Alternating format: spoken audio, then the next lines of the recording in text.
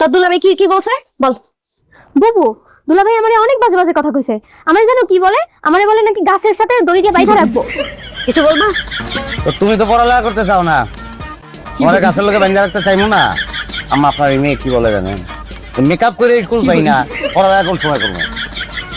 আমি যদি এখন আপনার বলি আম্মা যে আপনি একটা বই করেন, আপনি বিরক্ত হইবেন, নেন পড়েন। তাই তাই তোমার বই রাখো, রাখো তোমার বই। আমি তোমার কাছে অন্য কারণে এত সুন্দর চাকরিটা ফালাইয়া তুমি গ্রামে এসে বসে রয়েছো। হ্যাঁ, ভবিষ্যৎ নিয়ে একবার চিন্তা করছো কিছু? বাচ্চাকে চাইলে কি করবা? খাওয়াইবা কি, পড়াইবা কি? হ্যাঁ, আর কয়েকদিন পরে তো দেখবো কাপড় কিনানোর পয়সাটাও নাই। আপনি কাপড় চোপড় নিয়ে আসেন কি তো, বই পড়া নিয়ে আসেন কি তো না? আপনার যে দুইটা মাইয়া এরকম হয়েছে আপনার কারণে হয়েছে।